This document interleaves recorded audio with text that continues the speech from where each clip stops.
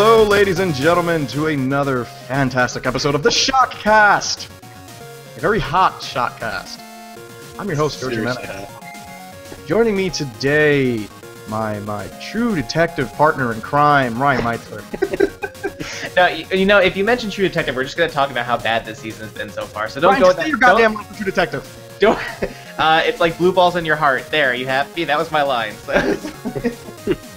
And of course, my number one Star Fox fan, Joel Tavares. How are you? You know it. You know it. I'm so excited for that new Star Fox. I'm doing good. Yeah, so Ryan, are we doing new releases this week? It's the summer drought. I'd be surprised if there are any games this week, and to me the only game that matters is Rocket League, so go. You should just be playing Rocket League in your air conditioning. Surprisingly enough, even though it's the summer, there are actual games coming out. So we've got, for the week of July 19th through July 26th, 2015, we have Journey for PS4, Hot to Boyfriend for PS Vita and PS4, Wolfenstein: The Old Blood, the retail release for PS4 and Xbox One, Omen Shanbara Z2 Chaos for PS4, Japanese game of the week where I can't pronounce the title, Tembo the Badass Elephant for PS4, PC, and Xbox One, the best title of the week, Cube Director's Cut for PS4 and PS3, Nut Jitsu for PS4. What? I thought it was. What kind of weapon is that? It has squirrels apparently that are ninjas, so Nut Jitsu. Poltergeist, a pixelated horror for PS4. I'm not even mad. I'm not even mad about that. Arcade Archives for Mag Max for PS4. F1 2015 for PS4, Yasai Ninja for PS4, 3D Streets of Rage 2 for 3DS, The Binding of Isaac Rebirth for the new 3DS, Wii U, and Xbox One, and Dragon Fantasy: The Volumes of Wisteria. Nut Jitsu? I mean, might as well. It's not a weapon; it's a style of combat, Joel. Right? I'm gonna go with Tembo the Badass Elephant, which I've heard is really good so far, and it comes from Game Freak, the developers of Pokemon, which is pretty cool, and it looks awesome. So I'm gonna go with Tembo the Badass Elephant, mostly because it has a badass elephant in it. And I'll choose for Joel Haturo Boyfriend, the pigeon dating game. I know it is a great game. It's really funny. Yeah, I'm gonna do a video for that. It's on PS4 now, right? Yeah, maybe I'll pick it up. It's on. Yeah. That'll be fun. But we're gonna get right into it, Joel. It was important that you came on because you went to an EA event this week. I went to a couple events. Yeah, you went to EA and Nintendo, but I want to talk about EA. And Guitar Hero Live. What? Oh man, wow. Is it like Guitar Hero? I had like a mini E3. It was awesome. Was it like Nintendo Cross E3, Cross Guitar Hero Live, like some crazy crossover event? No, it was 3 separate events. I know. It was wishful thinking. It was. But yeah, no. Our day started at Guitar Hero, which is actually a lot more interesting than I thought. And I'm going to be. We have an interview with developer for Freestyle Games that's going to be going up tomorrow. I'm actually editing that tonight and getting that ready for tomorrow, or whenever you see the ShockCast, it'll definitely be up on the site.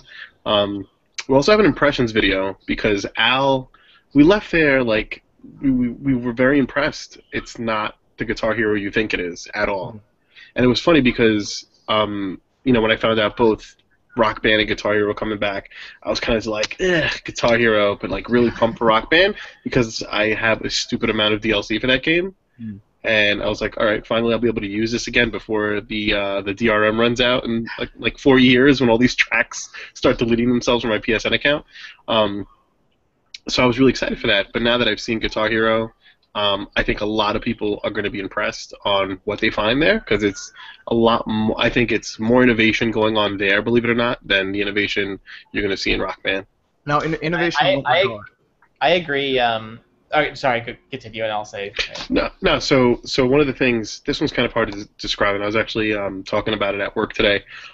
So what they did with Guitar Hero, if you haven't seen the previews yet, is they made it first person. But the way they did it was it's all filmed with live action. So you have this live action audience that's pre-filmed. You have a live action band right? And because it's in first person, it uses like a swivel cam technology or swivel cam effect where you're playing in first person, but as things are happening, so like you're reacting to the cam swivels, and now you're facing the crowd and you're seeing their reaction, their live reaction to how you're playing, and then it'll swivel back to the band, and you'll see what your bandmates are looking at you like. If you're failing out of a song, your bandmates are like, what the F, like pick it up kind of deal. And then when it pans back to the crowd, they're even more pissed off than the band is. And what's crazy is that, yeah, go ahead. It looks like an FMV kind of thing, basically, where like a really good FMV though, like very Sega CD-ish. Yeah. Did it feel natural, that progression of like you can visibly see them getting upset that you're like fucking up the song, and like what was those transitions like, or was it clearly like at this point there's like three outcomes, either good, bad, or like neutral? So it was like seamless though the way it works, because it's clever. They're using the movement of the camera, like that blur, that your perspective is changing so quickly that in the interim is when they're doing the magic behind the scenes, so to speak. Right. So like you're doing really well at a song and they're like really rocking out. You're looking at the crowd's loving you, and then all of a sudden, let's say you start failing or whatever, the camera will dynamically shift back to your band, and the drummer's looking at you like,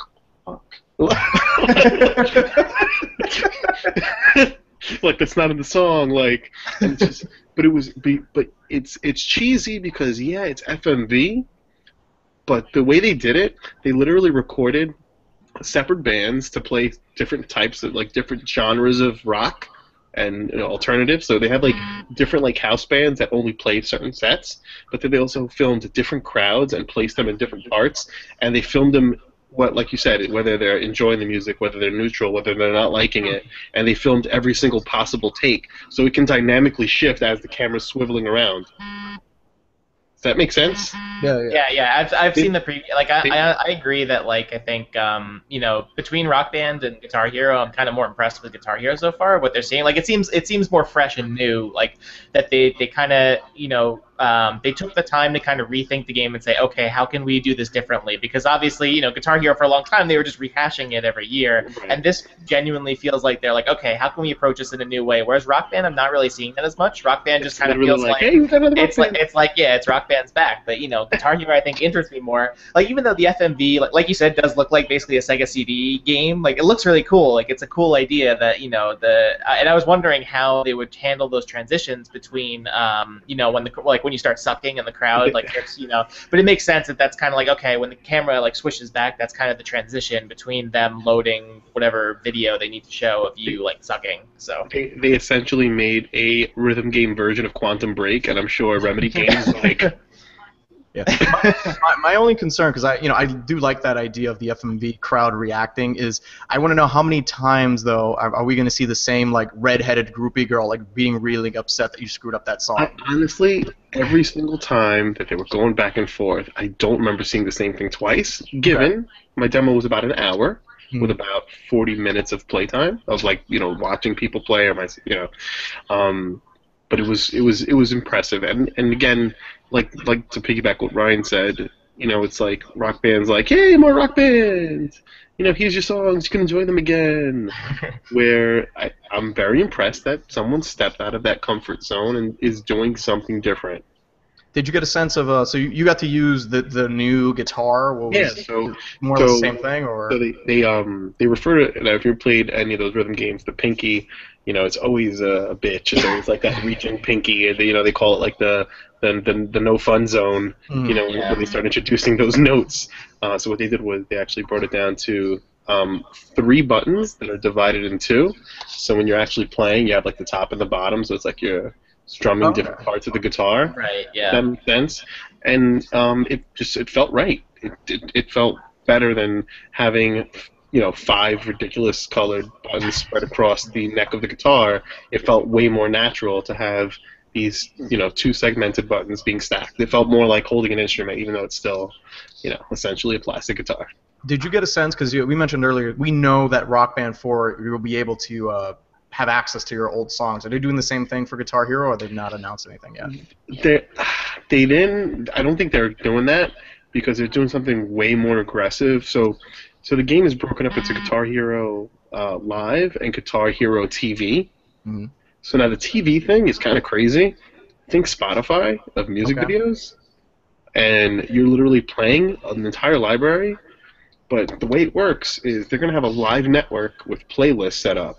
So it'll be like Legends of Rock from like 5 to 7 on the East Coast, Oh, okay. and you literally jump on and be like, oh, what's on these next 2 hours, and they're gonna have a channel guide, and you select the kind of like rock music you want to play, whatever you're in the mood for, and then like it's literally gonna be like a living, breathing thing. But then, which begs the question, which was what Al was concerned about. What happens if you don't have internet? And Activision was pretty much like, Also, you know it's not going to work. You know it's not going to work day 1 to 3. So, like, yeah, what do you do? Is there going to be an offline moment, or maybe they'll let you like cache, like here's like all the stuff for last week. They'll let you do offline in case you don't have internet connection. But yeah, so they didn't really talk about currency. And well, I'll tell you right now, this is an always online game.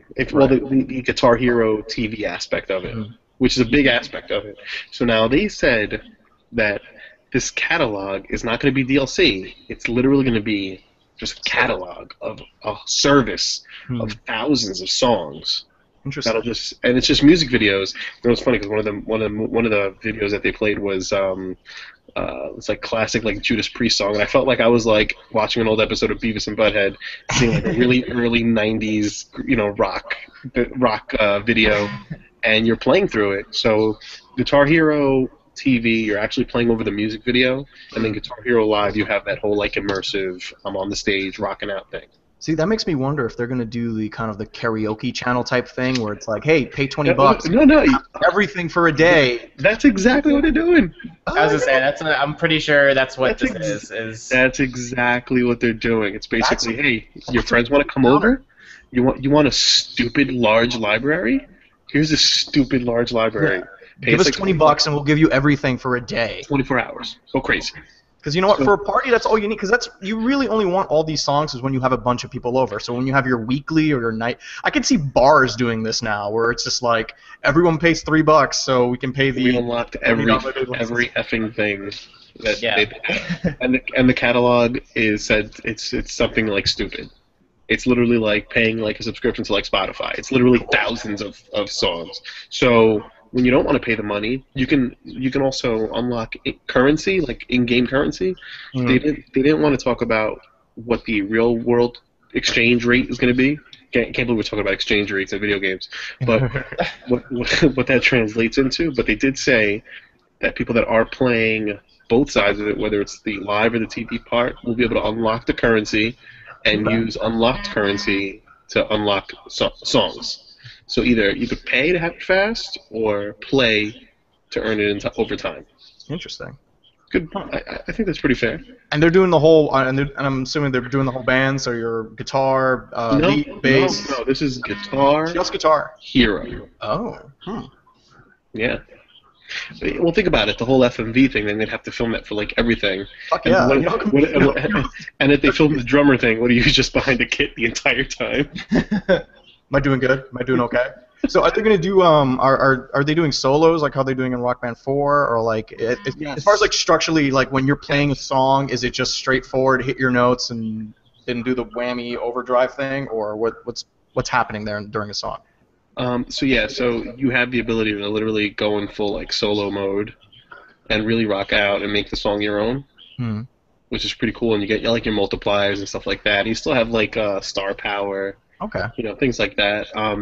Another cool thing is they have like you go like level up your guitar and like unlock different. They call them highways. The thing that like the notes come down. Oh yeah. So you can, like they showed us like a steampunk one that you can like level up to, and like a lot of crazy different highways. But they were like, of course, available through currency or available through earning it through challenges and other things.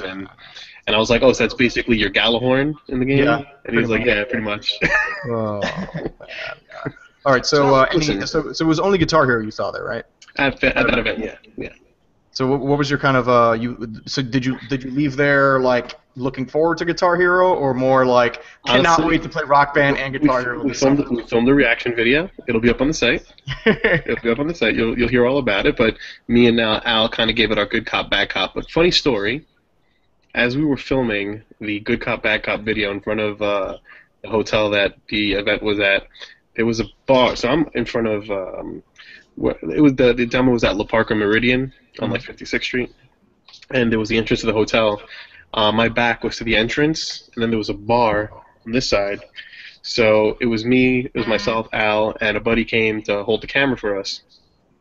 So he's holding the camera, and we're talking, doing our thing, and I see him visibly freak out. So apparently Curtis 50 Cent Jackson came right behind me.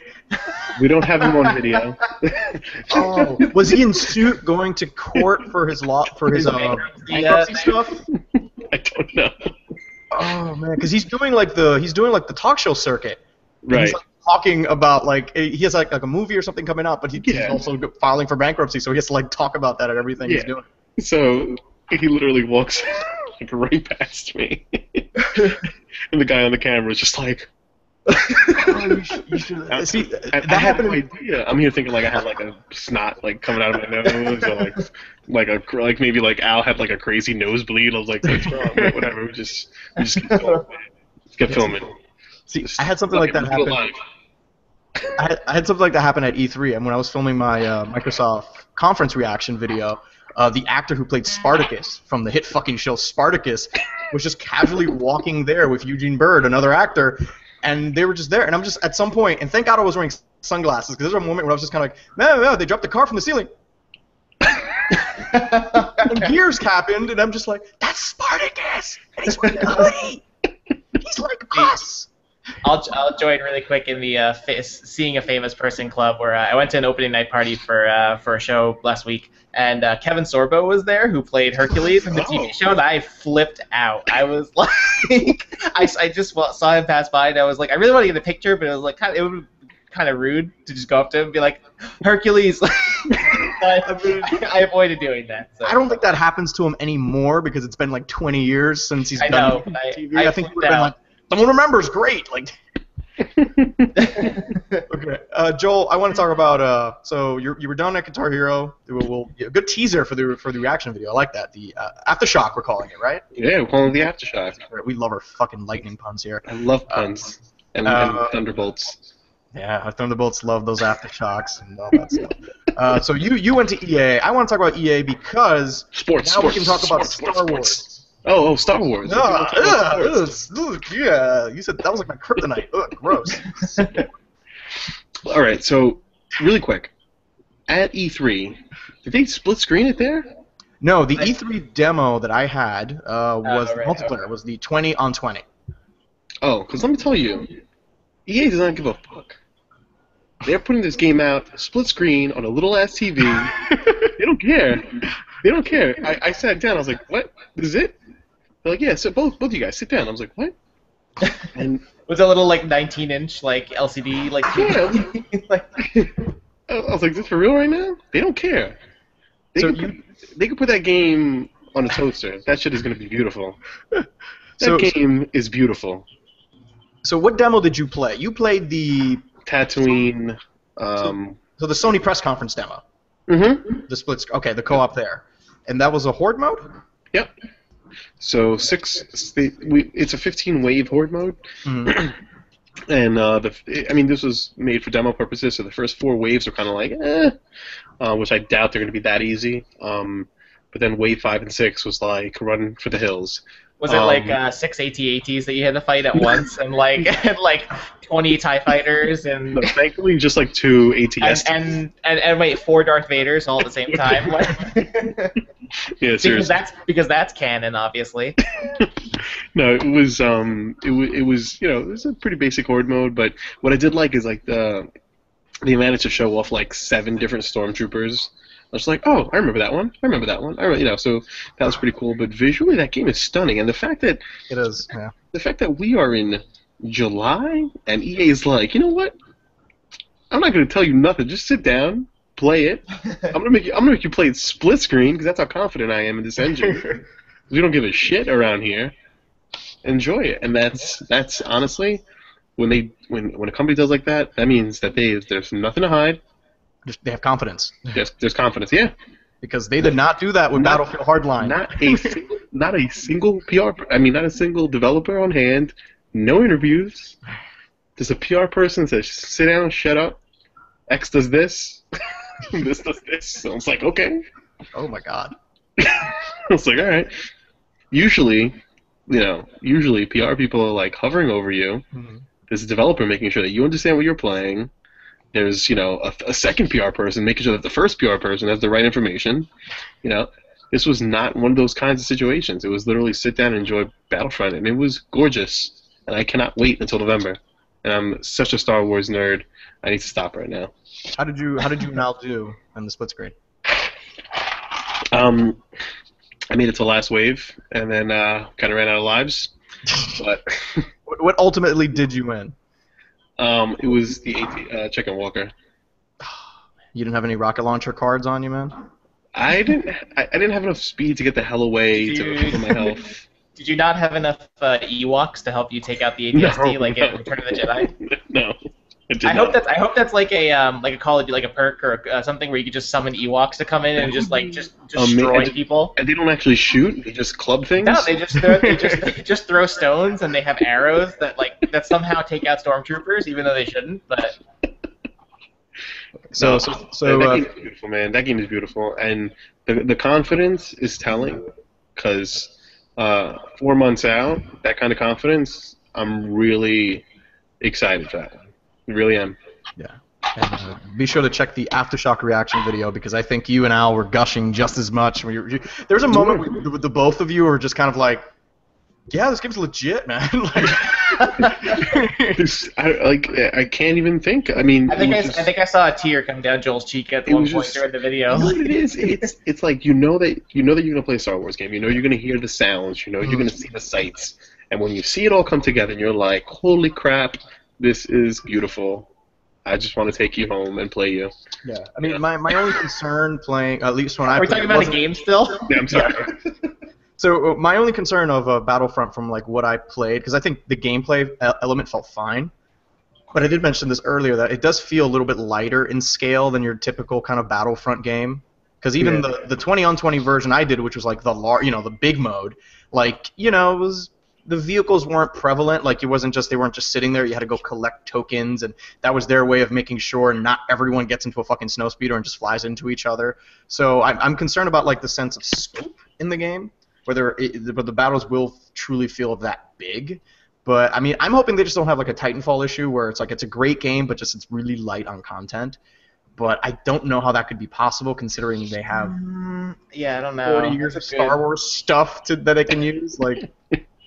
I have my fingers crossed. I'm hoping that game does really well, or at least. Yeah, I think it'll have the boost of the holiday season. Whereas Titanfall was coming out more in the beginning of the year, and I think maybe the holiday boost will kind of help it a bit. But we'll see. I'm really looking forward to that game. I'm really excited. So I mean, it's not Rogue Squadron 3 or Rogue Squadron 4 I really want, but I'll take it. Come on, stop. That's enough idea. Please. The Rogue Squadron GameCube, game. Get the fuck out of here. The Rogue Squadron game will come alongside the Rogue One movie, obviously. Don't break my heart, George. Okay, do you want to talk about sports? You saw sports. What are sports, Joel? Sports, they usually involve two teams, a ball, some kind of goal. Do they involve rocket cars? No. Oh, okay. That's a real sport. That makes perfect sense. You had an interview with you talked to someone about NBA Live. Was it Hoop God? I asked about Hoop God. Hoop God couldn't make it. I swear I asked about Hoop God. Everyone lost their shit. Was it on the ShockCast? And it wasn't Pele. No, we spoke to Ryan Santos, who I had no idea who this guy was. Apparently, he's pretty high up there in terms of NBA Live, and he's been with EA since '02. This guy's an OG, and he looks like a kid. Oh, so he's worked on. Yeah, and he's been there through the dark ages. So, but one of the things that I don't know if you watched the interview, that was legit. So someone was at an EA press event. Let me tell you, sitting on a couch, playing NBA Live, and then stood up and said, "Oh wait, is this in 2K?" I was like, "That's a good sign, right?" I was like, "Does this guy know who he is right now?" Does he know they don't make that game? I think that's a great sign for the development team at NBA Live. I think mission accomplished, right? So it looked good. I know Al enjoyed it. Al's been playing live since it kind of game The Rebirth, the PS4 and Xbox One. So he's seen the progression and he's noticed the progression. I spent my time playing Madden, again, just more polish, making that game tighter. We have an interview going up for that as well. But that was pretty much our day at EA Sports, or at EA Sports, at EA. And, did you play Need for Speed at all, or? We did, and we have an impressions video going up for that. Okay, cool. And was it the same demo I did at E3? They like kind of 10 minutes and just race, man. Yeah, just 10 minutes of Yo, you're an underground street racer, bro. Like the sun doesn't come out. Go get those drift points, dog. We're not gonna put any pedestrians out at nighttime because it's like Batman's in the same city, I think. Yeah, the scarecrow threat just speaks. I don't know, man. Oh man, yeah. I had some stuff to say about. I'm gonna see how that turns out. That's exactly the reaction. That's it. Yeah, I mean, I'm glad they got rid of that dumb camera they put in the reveal trailer. Where it was like, when they did that whole like crazy, and the camera just drops and. Like, oh man, this is so cinematic. How can anyone drive with this camera? And because you can't drive with that camera. It's ridiculous. So you can't. See, I'm hoping there's some crossover between the FMV that's in Need for Speed and the FMV that's in Guitar Hero Live. Where all the camera on the stage is gonna whip around. The car is just gonna come flying high the stage. It'll be awesome. You do realize E3 next year is nothing but FMVs, right? That would be great. I want FMVs to come back.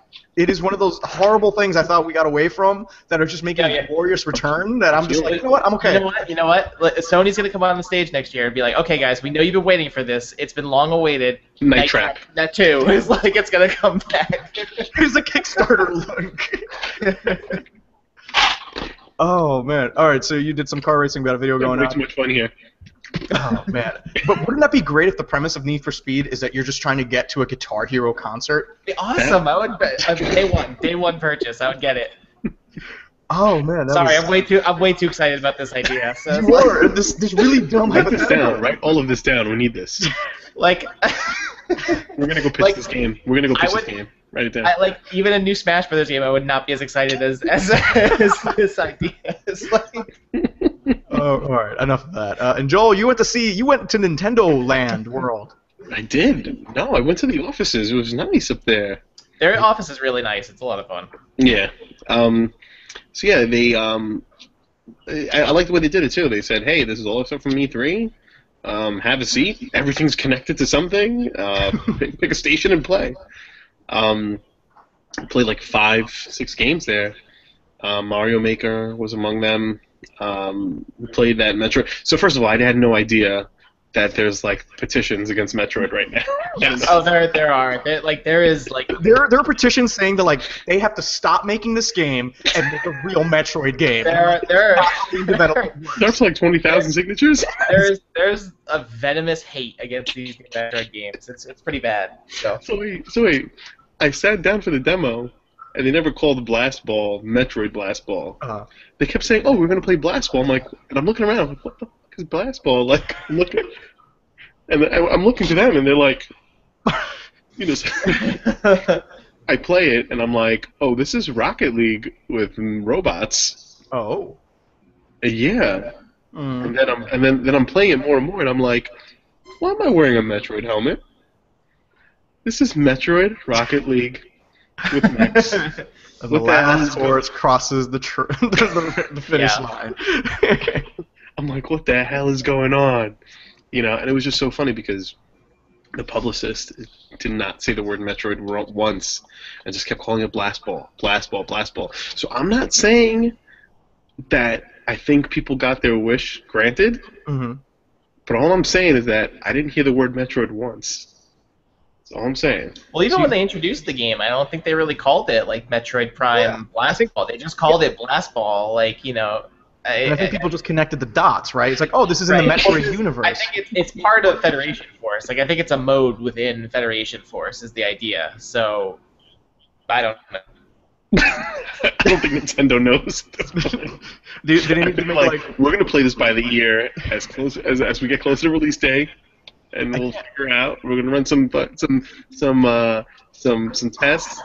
See, I think in the worst case scenario, I'm hoping that they're pulling a Square Enix, where it's like, with the Final Fantasy VII PS4 port last year, where it's kind of like, all right, here's what you all wanted, and then it's not what they wanted, and then next year they'd be like, okay, here's the real Metroid game, y'all. We're just kidding. We're just like, really. We just want to see you sweat for a bit. Yeah. I was like.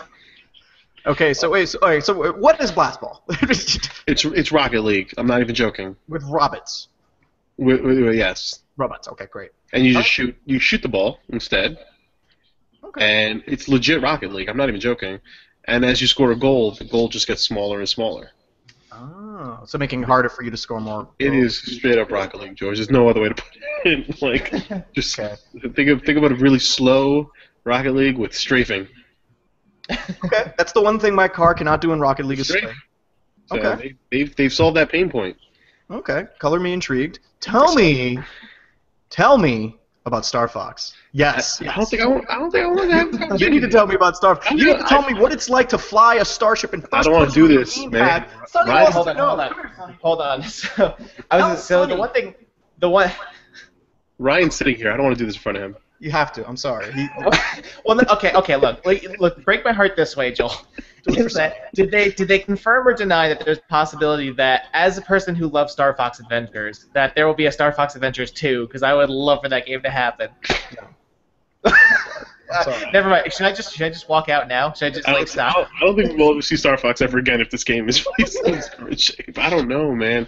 All right, so people are gonna buy it, right? So that's a given. Yeah. People are gonna buy it, Star Fox, no matter what. People bought Metroid Other M, and it was a powerful game. They're really adamant of people getting used to looking down at this gamepad, and it's the dumbest thing I've ever done. I'm pretty good with hand-eye coordination. I think after like 27 years of playing video games, I've got it down. Got it down. I'm totally aging myself, but I got it down, and it was just like a little too much. So my question is with the gamepad, like, do you have to look at it, or is it optional? Like, between like having to look at the gamepad versus the TV screen, it's optional, but you can only going to be so accurate without it. And then you're looking down, and then all of a sudden you're crashing into things. It's awkward, man. At this point, I'm surprised they didn't just throw a balance board functionality. So, step on the left for accelerate and like. That's pretty cool. Like, I'm shut up, Ryan. Get out of here. So is there no third-person ship view where you can just move a person? There is. There is. So, no, I think the idea is that primarily in. On the big screen, you're in third person, but on the gamepad, you're in first person. I think you could switch it too, right? You could have it third person on the gamepad, or is it only first person on the gamepad? Okay, I see how it is. Yeah. Yeah. Yeah.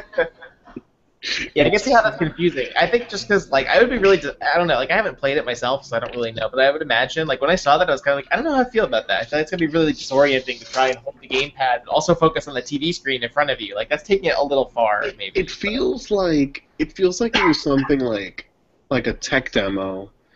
Like, it should have been at E3, like, when they announced the Wii U, like, hey, we can do this if we wanted to, but we really shouldn't. Like, it's one of those situations. I am kind of worried about that game a little bit, and obviously, like, what you're saying does not really help either. Because the game's coming out this year, and this is really, they only started showing it like last month, basically. I can't see it coming out this year. Anticipate the delay. They're gonna There's have no way. to. There's no way. They have no other games coming out this fall. That's their big one. You know what? I feel like this year they're just going to announce another Wii U price cut, and they'll do fine during the holidays. But it just doesn't have that the way it's configured. It just doesn't have the Nintendo polish you're used to. That's it. That's the thing that stood out the most. I was like, this doesn't feel Nintendo. It has the characters. It doesn't feel Nintendo. It doesn't look too hot either. Are we talking like a Wii game hot, or no? I mean, it's better than a Wii game, but I don't know. But not up to snuff to like what we use, like production-wise, that we're seeing from Nintendo. No, I don't think so. And honestly, and it's crazy because like I don't know what the resources are that are being shared between the console and the gamepad and how that all works. And I'm not a developer, so I don't want to make crazy assumptions. Yeah. But I do want to say that I'm sure it would have been easier and probably would have worked in their favor in terms of visuals if they would have just dumbed down what the gamepad does for that game. Right. Just let you toggle between first and third on the main screen, and give me like the ship's, vitals and my ammo and and GPS or whatever down here. And you know what? Give me a HUD-less Star Fox. Let me just enjoy space and have crazy epic dogfights. Like, why did you have to shoehorn that into the experience? So I'm assuming there's no other control configuration, right? Like you have to use the gamepad, and that's basically it, or did they not say? I'm pretty sure that's it. Yeah, I would say like if there was an option for like the Pro Controller or something, I think I would be more up for that. But it seems like the gamepad's it. So, which is not even it's tough because even like I remember last year I went to when I went to Nintendo Event last year and I played Bayonetta 2 and I played it on the gamepad. It's tough because I feel like for really twitchy games like that, the gamepad is just not really conducive to that because it's kind of big and it's kind of clunky and it's not if I had the option to play with something else I would but. And it's crazy because I feel like with Star Fox, just like their other, main Nintendo properties, nostalgia plays a big part into it. And, and you love to revisit those characters, revisit those worlds, and hear the music and the sights and the sounds. That's a big part of it. So I shouldn't be fighting the game. So in so many words, like it shouldn't be like that. It should just be like me enjoying it. So it's funny because I read Steven's preview right after when you guys were at E3, and in his preview pretty much set up what I experienced when I sat down and played it. So I don't know how the hell that game comes out this year. I'm sorry. Damn it. I really thought that this Star Fox would have been on the DS. And if I were Nintendo, that's where I would have put Star Fox, considering that they kind of more or less put the Wii U on the back burner because they're working on the NX. And I was like, wouldn't it be smarter to go with like your lead platform, which has always been the Nintendo DS, which is like your jam? Like, why not put it on there? Like, in the back of my mind, I always feel like this was meant to be a DS game that got like, ooh, we've got nothing on the Wii U. Let's. Yeah, I mean, I feel like switches, make this work on the gamepad. Like with the NX, like I don't know, I have that there. It's like this feels like I don't know. I had like a DS vibe happening because when you do that split screen, wouldn't that make sense if that was like your bottom screen, the gamepad, and then the top screen is like the third person? Like to me in my head, that's like this is a DS game that they just transplanted on the Wii U. Yeah, like I said before, I feel like Nintendo's kind of just riding out the Wii U at this point until they can announce the NX. So I mean, really, Star Fox I feel like is going to be like one of the last major exclusives they'll probably make for it. And I mean, Zelda's coming, but again, I feel like Zelda's going to be a Wii U hybrid, Wii U NX release like Twilight Princess was with GameCube and Wii, and which is a shame, like because the Wii U's obviously had some really great games for it, but at this point, I just kind of feel like they're like, okay, let's just get like one or two games more out, let's get one or two more games out for this, just so people feel like satisfied with it, and then move on and do whatever the next console is. Yeah. I mean, listen, if Mario Maker's amazing, by the way. I was going to ask you about that. It's really great. Really is the hype amazing. is real for Mario Maker? The hype is real. Yeah, that's Little Big Mario. It's Little Big Mario World. No, they killed it. The community's going to, I can't even describe like how much the community's going to eat that up. Yeah. They're gonna it's gonna like Al said in the video that game lives and dies with the community. I really think the community is gonna just do amazing, crazy things with it. Mm-hmm. I love the fact that people can't just troll and make impossible levels. Right. Like if a creator can't beat the level, it won't be published, that's very important. And that's cool. Yeah. Yeah, that's a very big deal. So yeah. I think that was awesome, and all the cool just functionality you can add to all the levels and just change them up. I think that has like that Nintendo charm. I think because I know because I played it also. It was about last year around this time that when we went to a Nintendo event, we got to play. At the time, it was still Mario Maker before they changed it to Super Mario Maker and all that. But it was really cool getting to see how you could change between all the different generations of Mario. So you could play like classic NES Mario, or you could do like Super Mario or the new Super Mario Brothers style instantaneously. That you could just switch between them, and it was really cool. And like you said, it's fun because I remember my level that I did was I just basically basically made a straight level. I made a big platform that ran across the level, and then I just put hundreds of Hammer Brothers. So I basically made a gauntlet. So I just had to rush through and not get killed by them, and it was great. It was so much fun to just do stupid stuff like that. But obviously, seeing like the videos, it seems like you can get really intricate with it, and especially that it's going to come with, I think they said about like 100 pre-made levels that'll be already on the disc, which is awesome. Yeah. You get to try those, and then you can mess around and play with those and all. And didn't they say that they're going to get like Nintendo developers to be like, hey, so Miyamoto made like 10 stages on this. Like, here you go. Like, they're gonna not only do the promote community stuff, but also promote like in-house packs that happen during the year. Then they also tied in Amiibos to it. Of course they did. And the way they did it, like they tied in like Amiibo skins. So like, let's say you have a Star Fox amiibo and you want me to play this level dressed up as an 8-bit Star Fox. You scanned in your Star Fox, and now whenever anybody plays that level, they get to play a Star Fox. It's pretty cool. Yeah. It's pretty cool things. I mean, that's actually kind of like a take my money moment. Like, that's really kind of nice. It's Little Big Mario. That's what it is. Okay. And I mean, all right, I'll give you one scenario. So like you could, like the little cannons from Super Mario Brothers. So we literally pause the action. He's like, all right, take out your drop-down menu. So I'm selecting on the gamepad. He's like, all right, choose a mushroom. I put the mushroom on top of the cannon. All of a sudden, the cannon grew, and like instead of shooting out like little cannon, now it shoots out like giant bullet bills.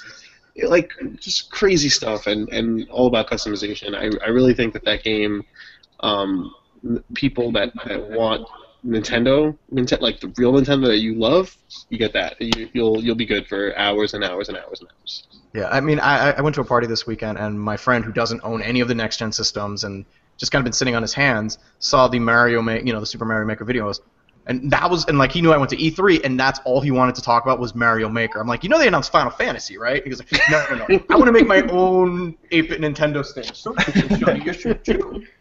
And I was like, I was surprised at like the love that is kind of like when since we're surrounded by this and like a bunch of hardcore maniacs, just kind of like the normal nostalgic 30-something-year-old gamer who's just like, yeah, man, if I could make my own Mario stage, that's it. Like, I was surprised by that reaction, but I was like, all right, cool. Like, Nintendo, and that's coming out this year or no? Yeah, it's coming out this fall. September. Yeah. Oh, all right. Yeah, it's right around the corner. So that looks awesome. We're gonna make definitely our own DualShocker community stages. Like, I want to see what you mean. Stages. Yeah. But yeah, I mean that game is awesome. So Wii U fans should really look forward to that. And I think anyone with a 3DS, as you already know, you've got it made. Nintendo just makes it rain games on you. So between Blast Ball and Federation Force, maybe Metroid, sometimes Metroid, whatever you want to call it, the new Zelda game that's all like based on like teamwork. Yes. And basically griefing each other. Was that the other game you saw there? Yeah. It was funny. We were playing with Brian Crescente, and I basically had him go from this is fun to oh man, we suck. Oh man, screw all of you. Fuck you guys. Like, so that was pretty great. Annoying him. Did they have the 3DS version of Hyrule Warriors there as well, or no? No, they had it. I didn't play it. Okay. Yeah. It was basically everything that was at E3 was there. Yeah. Yeah. So, but the Zelda game is also like honestly, I left that event. I was like, I think I need a 3DS. I think I need it now. I mean, everyone needs one. So. I was looking around my house. I was like, what can I sell? PS4? All right, I'll do it. I think everyone needs a 3DS this holiday. Honestly, just so many games. So what was the last word from the Nintendo event? No, I mean it was if you have the Wii U, I think you already have Mario Maker. No, you already have Mario Maker. Just watch Star Fox carefully, please. Watch Star Fox carefully. And if you have a 3DS, you're set. You're gonna have an awesome holiday, early 2016. So. Good. So let's run through some news, guys. It's really hot. Like, I finally get really hard to focus when I'm just kind of sweating balls and my dog's biting my hand. That's because you're here, George. Yes. So let's run through some real quick. We were talking about some DLC earlier. Maybe we were, maybe we weren't. I just want to use this transition anyway. Capcom for Street Fighter V just announced their DLC plan, and it sounds kind of non-Capcom-ish. And by non-Capcom-ish, I mean consumer-friendly. You mean not having to buy 4 copies of the game in order to get all the DLC? Yeah, so and that's funny because when I was talking about Guitar Hero Live, and I was like, check it out, they're actually going to let you earn the content that they're going to sell otherwise. And I was like, when I saw the news of Capcom, I was like, is this a thing? Is this like going around now in the industry where you just play the game and earn things? I hope it's a good trend that like people have kind of learned their lesson a little bit from more recent examples. Batman. So hopefully it'll be a good trend. But yeah, I definitely was surprised when I saw about Street Fighter, where it's like, you know, you won't really have to buy like Super Street Fighter Arcade Edition, Ultra Super Street Fighter, like, you know, and all the ridiculous add-ons they put to the title. Yeah, so basically what Capcom announced is saying that they said they're going to have like 16 DLC characters coming out in the future. And what you can do is you can actually pay them outright, or you can earn in-game currency called fight money. Okay, that's easy. Or you can buy Zenny. Sonny, why are you attacking me? Are you not a fan of Zenny? Anyway, so you can use this money and just buy the DLC as it shows up, which is strangely forward-thinking of Capcom. Well, not forward-thinking, just seeing Capcom think is surprising. Like I was kind of blown away by that. And they also announced a new character. His name was Nelly. Nikali, okay. I was like, Nelly. You were close. Yeah, they announced him at Evo this past weekend, and he looks really cool. Like he's got this like crazy. He reminds me of like a roided out, like if Akuma like went on roids and then grew his hair out for like 10 years. It was basically what he looked like. But yeah, like if like Akuma and Goku had like a love child. Basically, it's like Goku wasn't Super Saiyan level 4, and then that was from because that's how genetics work, right? That's how babies work. Yeah. Yeah, he looks really cool though. He's got like a cool like grappling style. Like he seems like very like more throw heavy from what I saw during the trailer, but he looks really cool. Yeah. That was kind of the biggest news out of E3, I think, was that Capcom announcement. Because I used to cover fighting games when I first started. I was not fighting games, the fighting game community when I started writing about video games, and I left that happily. So I just I turn a blind eye whenever anything about Evo or like fighting game tournaments. I just kind of ignore that for a while. But yeah, it looks like Evo happened, and that was maybe the biggest thing that happened. There's a lot of really funny YouTube videos of just. Apparently, it's a thing now where if you beat a guy, you take off your shirt, you throw it at him, or you trash talk with stuff on your T-shirt. So if you want to talk smack, you talk smack about the guy on your T-shirt because you're gonna be on camera playing the game. And my favorite was the dude who won a round, then got off his seat, started celebrating, and then the round started, and then he got his ass handed to him and lost the whole match. And then the other guy who beat him did the same celebration to mock him, which was pretty amazing. But yeah, fighting games, guys. True or false? True or false, George? What? Fighting game events have the highest and most toxic BO you've ever smelt. I can only speak for the region that I was in, the New York, New Jersey area. I've never been to Evo, so I've not been able to smell the convention floors. I'd believe it. Have you been to a Capcom Fight Club by any chance? I no comment. He can't talk about it. I don't want to speak ill of any people who First rule of Capcom potentially there. First rule of Capcom Fight Club is don't shower for a week before you go to Capcom Fight Club. Maybe it's just like and then you don't talk about it. Maybe it's how you psych out your opponent. You're there, you're sitting next to a guy with your joystick, and you're like, oh, what the hell? And boom, before you know it, you lost the round because you passed out. But yeah, fight money and Zenny, but good on you, Capcom, for not taking advantage of your community. Good guy, Capcom. Good guy, Capcom. Good guy. That needs to be a meme. Good guy, Capcom. Speaking of good guys, the people over at 343 Industries, the makers of Halo 5 Guardians, announced today that you can get a physical copy of the Halo 5 Collector's Edition. There was some controversy earlier where people were, they were selling this really expensive thing with like maps and statues and stuff. That was both ballsy and brilliant. Yeah, so I'm trying to look for the original price of this damn thing, but they announced this really giant collector's edition, and then people noticed like, hey, that's a download code for the game. Where's the case with the game, and where's my steel case with the game? Oh, it's not your fault. So, sorry, that was brilliant though. That was brilliant. Good for them. I can't even hate on them. That was brilliant the way they did it. Mm-hmm. But they did say that they actually will come with a physical copy, a disc of some sort, maybe. That looks like a last-minute just PR, putting out the fire, like, God damn it, that's not going to cost us anything. They noticed. They noticed. They're just like, all right, guys, just throw in a copy. It's $5, whatever. Just throw it in. Like, fighting me? Oh, No. Apparently, you can. I don't think they're gonna pack it in. I think you have to like redeem I it. think I think you redeem the digital code for a physical copy. So it doesn't seem like you get it automatically. Like, you get one or the other. So. That's even ballsier, and I love Q434 for that. So not only that, so I pick up my collector's edition of this game I'm really excited for, and I paid like what? It's probably gonna be like $150. I come home, I open it, and be like, oh right, I wanted a physical copy of this. Let me grab this fucking rebate voucher, buy it back to GameStop, give it to the guy, be like, hey, I'd like my real game, please. And then they hand it to me, and I drive all the way back, and I'm like, no, like, I applaud 343 for just the gall to do that, which is amazing. You know, because to be honest, I think they probably played the percentages game. How many people are going to say, you know what? Let me go redeem this physical copy, and how many of them are actually just going to run home and redeem that code and download it and be done with it? I think the odds are in their favor, and you know what? Good for them to not leave any money on the table. There will be no resale of this game. Wow. I was floored by that. And in other just big publisher nonsense, Warner Brothers is aiming for an interim Batman Arkham Knight patch in August. Not the definitive patch that will fix everything on the PC, but like a small baby patch just to kind of, make things work enough so that the PC version could play, maybe? Maybe. Maybe? I think that's the keyword. The fact that we're still talking about the PC version of Batman Arkham Knight not working completely, that blows my mind. Meanwhile, Sony's like, you want this Batman bundle, baby? Got this Batman bundle for you right here. Come on, get it. Season pass, guys. We're going to do... hold on.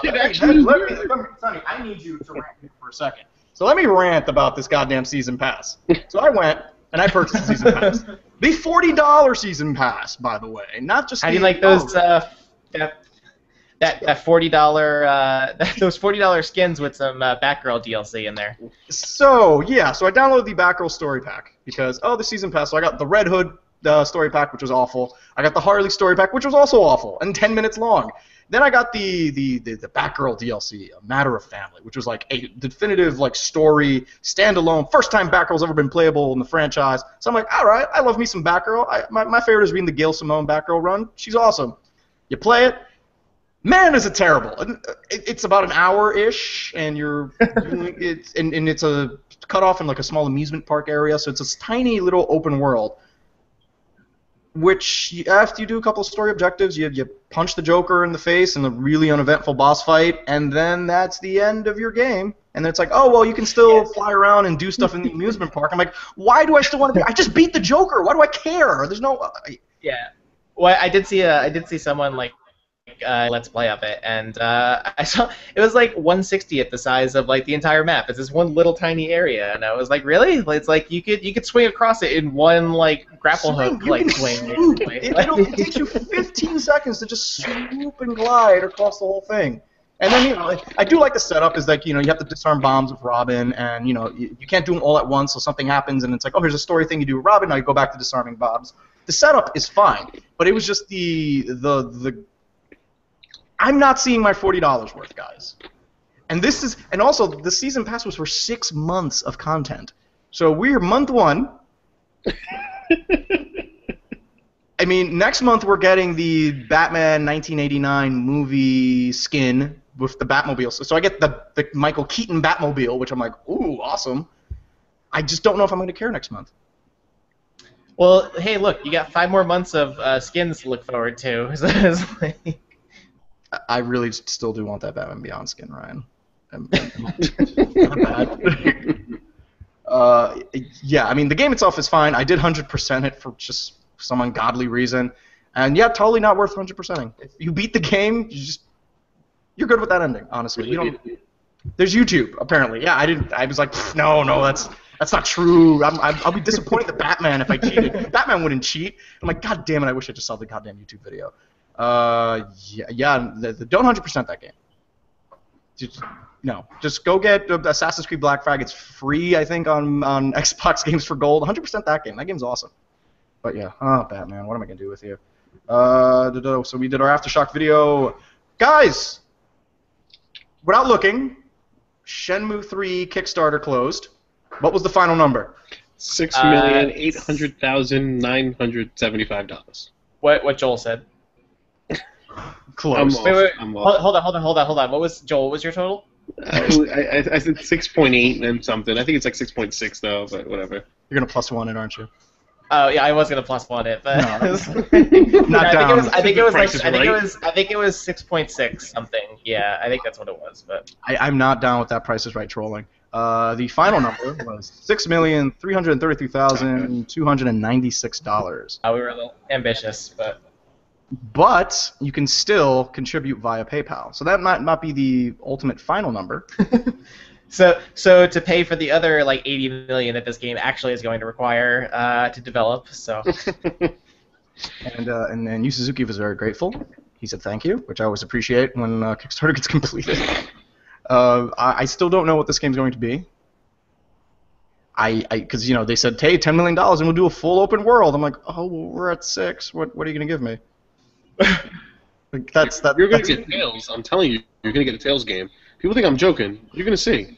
We're gonna get a Tails game, but it's fine. No. I want forklifts. I was trying to see if that was a stretch goal. It's like, oh, stretch goal, we're gonna put in day jobs, like do multiple day jobs, like maybe, like a bouncer at a club, or forklift driver, or just work at a convenience store, and you have to sit there and like ring up totals, almost like Papers, Please, and you have to just like get it right, because if not, your boss will give you a write-up or something. I would love to see some old guy just give you Ryu just like a write-up, this like kung fu master who's just like really stressed out about like his minimum wage job. Are you still interested in Shenmue, Joel? Well, we'll touch base next year.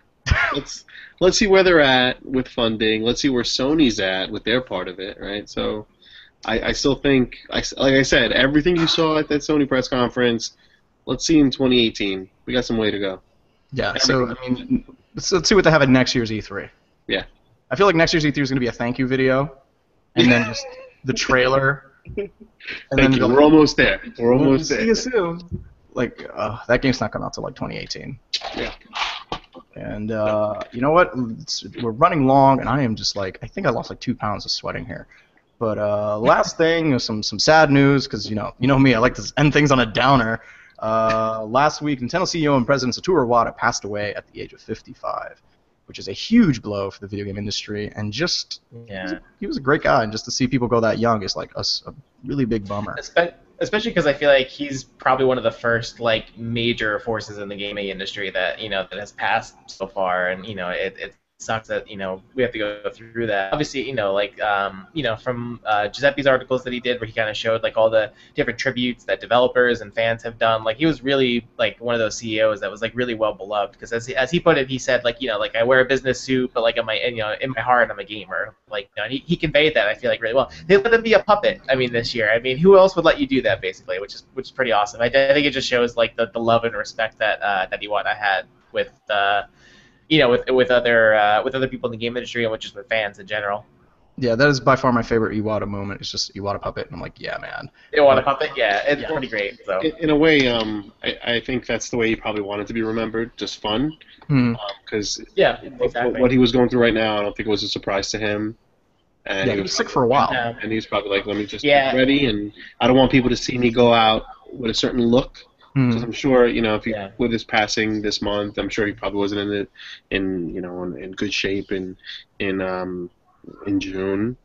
So I remember before Steve Jobs' passing, they were showing him like, he was emaciated, and people commented on that, and while a man was clearly dying, shareholders on the other end were like, oh well, what are we gonna do next? Like that's what they're worried about, and I think that Iwata did the right thing, and he's like, let's have fun with it.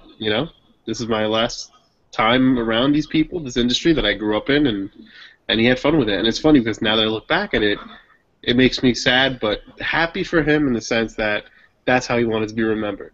And in a happy way. And we're talking about, you know, a CEO of a company who was like in the trenches. Like he started off at Nintendo in 1983, and you know he programmed Earthbound. Like if it wasn't for him, Earthbound probably wouldn't have come out. Like he when he was when he was just general manager of Nintendo, he went back into the trenches and like helped debug Super Smash Brothers Melee just so they can hit the release date. And it's like he just went in there and goes, all right, guys, I got this. Like I heard a similar story about like Pokemon. Yeah, he got his, like, he was not afraid to just like take off the suit, put on the glove. I don't know, do coders put on gloves? But he just went in there and he's like, I'm gonna help because I know what I'm doing. And like you don't see that. Like, you know, as much as we love like, you know, Phil Spencer and Shuhei, we don't see them doing QA for a game afterwards. Right. You know what I mean? Right. Like they're running billion-dollar corporations.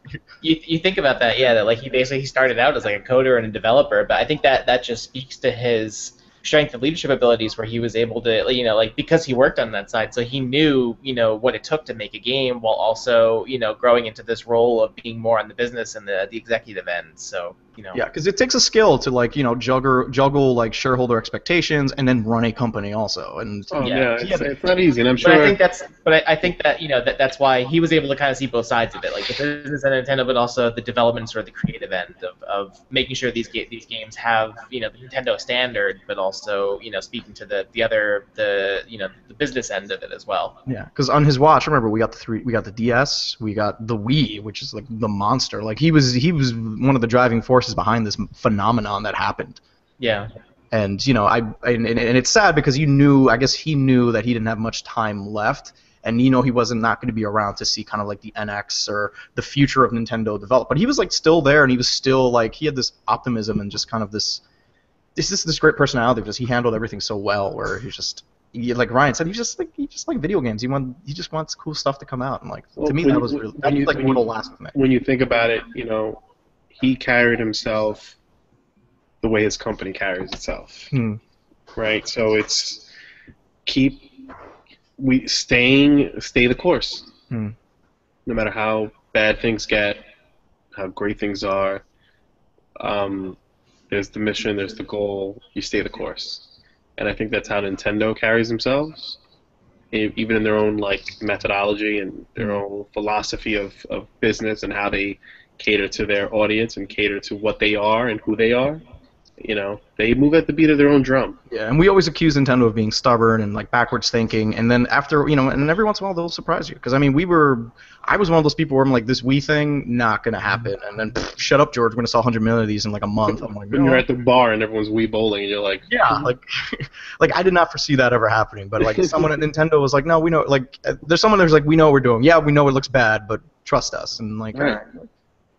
Right, and I think that he echoed a lot of what the company, you know, displayed, and vice versa. Like basically, like it was an extension of who he was, and he knew how important it was to maintain a certain, you know, eye on the prize kind of mentality, and it's kept them where they're at. Yeah. So who do you think? I know interim. I think Miyamoto is interim CEO and like along with another guy, but like ultimately, do you think Genyo Takeda is the other they're kind of co-president right now in the interim until they have someone else. And it sounds like that guy might actually take over. So I never saw kind of Miyamoto I saw him more as a game designer developer guy, not the I'm going to run a company guy. No, I think Miyamoto, you know, was a former president, but I think now he's kind of settled more into more of the like advisor, like sort of like he oversees like the general development and stuff. But I don't think he's gonna take that position again. Yeah. I think Miyamoto's like Ryan said, he's settling into like kind of like what Shuhei is for Sony, kind of like managing all the development studios and making sure projects are getting completed and where are we going with this and overseeing that part of the business. And I think he's comfortable with that. So I think Ryan has hit the nail right on the head. Yeah, and Iwata-san, we will miss you, but we will always remember you through your puppet. That's awesome. Yeah, I want a puppet. Like this. That's the way to go out. I mean, is to be a puppet, you know. But I mean, like Joel said, it's like that's like the way that he wanted to be remembered. You know, it's like that's the best way I think is to be remembered for the fun, you know, creative side that Nintendo has always had. Yeah. I think I want to be remembered as a puppet. I don't think he specifically would say that, but I'm like, if I had to be remembered as a puppet, I'm like, yeah, I'm cool with that. Like, we got this idea for Nintendo Direct. And he was like, yes. Yeah, like he had to sign off on that, and he said like, yeah. And he's like, yes. Now leave me with my family and get the. You know, and it was great. But it's crazy because you think about it, you know, after the fact, and it's like foreshadowing, like remember me this way. That's awesome. All right, and then and on a lighter note, guys, Joel, I want to know what you've been playing. I've been playing. So I got this game for the Mac. It's called Final Cut. It's really crazy. It has like multiple angles. Any achievements? Not yet, but I think they come in later on in the game as you progress. It's after you spend 10,000 hours rendering projects, and that's when you get the achievements. So yeah, no, it was. Or when it spontaneously crashes on you for no reason whatsoever. Basically, it just closes, and you're just like, oh, okay, I guess I'm done for the night. All right, cool. So yeah, just Final Cut. I had my anniversary with my wife of 3 years over the weekend, and congrats, man! Thank you. And today is the 6-year anniversary of DualShockers. So yes, that's awesome. It is weird when you think about it, and when I started writing and like running into you and Al at events years ago, and we're equally just like, what are you clowns doing? Like, what are you clowns doing here? And just like, yeah, it's like there was a lot of that because we always had, it was always the same thing, which was just lugging around like camera equipment and just trying to like get this interview down, go over there, and then like, oh, there's beer, thank God. Yeah, basically. Well, I think our anniversary is coming up, George. So. Oh. Oh, yeah. You guys gonna do something nice? Yeah, we're gonna do a nice dinner. We're gonna go, yeah.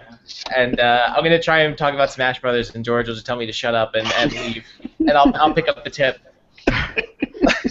Some things never change. Ryan, what are you playing? So I haven't been playing Smash Brothers. Don't worry. So I've been playing a little bit of Rocket League, which you've been addicted to, and that game is hella fun. It's really good. I have, because obviously it's free right now on PlayStation Plus. So if you have a PS4, go get it because it's totally worth it. Seriously, and I know it's like I might get the PC version because I have some friends that are also playing there, which is cool. Mainly right now because the summer's been a little slow. There hasn't been a lot, so I'm kind of going through backlog stuff. So I've been playing the Talos Principle on PC because I've been wanting to get through that for a while, and it's a really fun game so far. I really like it. Definitely a couple puzzles. So if you don't know, it's like basically it's similar to Portal in a lot of ways, but so it's basically it's a first-person like puzzle-focused game, but it's really good. Definitely a lot of puzzles I've gotten stuck on for a while. And then to prepare for Metal Gear Solid 5, I've started my Metal Gear-a-thon. So I'm playing Metal Gear Solid 2 right now. So I finally jumped into that. So yeah, I'm getting ready. It's like wait. The first time, right? Yeah, first time. Yeah, I never got around to playing them. So I played one. You played one? Yeah, I played one. What'd you think? I thought it was great. Yeah, it was good. I played it a while ago. I did that. That was actually one of my first editorials, I think, for DualShockers. How did you react to the reveal? I mean, do you know the big spoiler in part 2? Are you there yet? I don't know how far you are in. No, yeah, I'm not very far yet. No. I'm only like 2 hours in, so you're on the not boat? Far. Yes, I'm on the boat. Yeah. Okay. Perfect. Okay, I know of like a big twist for who you play as later on. Okay. I know that. Fine. Come on, you're talking about what is it? Last 45 minutes. It's been 14 years. I know that. But yeah, I'm trying to kind of get ready for Metal Gear Solid 5. So I'm hoping to try to get through. I have to play 2, 3, 4, and Peace Walker is You're right playing now. the wrong games though. All you need to do is play 3 Peace Walker and you're good. I gotta get all the story, George. I gotta go through all 40 hours of cutscenes that I have to. God bless you, because the last 45 minutes, of Metal Gear Solid 2, literally made me hate humanity at some point. Yeah, you're gonna want to take notes. Yeah, that's what I've been playing. So. I've just been playing a lot of Rocket League. I did a Joysticking with George episode with it, and Rocket League. It came out. I think it came out at the best time, like the summer drought. No one has nothing to play. It's free on PS4. It's also out on PC for like $20. Totally worth the money. But yeah, I mean, I've been playing a lot with our own Al Zamora, and we were crushing it. It turns out my role because you can play Rocket League wrong. Because if you're just all mad dashing to the ball, that's not the right way to play. You have to No. You got to play positions. You got to get a guy and be like, no, you're playing goalie. If that thing comes, you're smacking it out of there. I play more middle striker, kind of like I wait for the setup coming on the round, then I just come in full speed and bam. So good. That's so good. It's all about the setup. It's so good. I want to do more videos. We need to do like a DualShocker Rocket League video. Oh, I would definitely do that. Like if we do like a DualShocker match, it'd be awesome. Yeah. Oh man, you get everyone on. We just do 4 versus 4 DualShockers.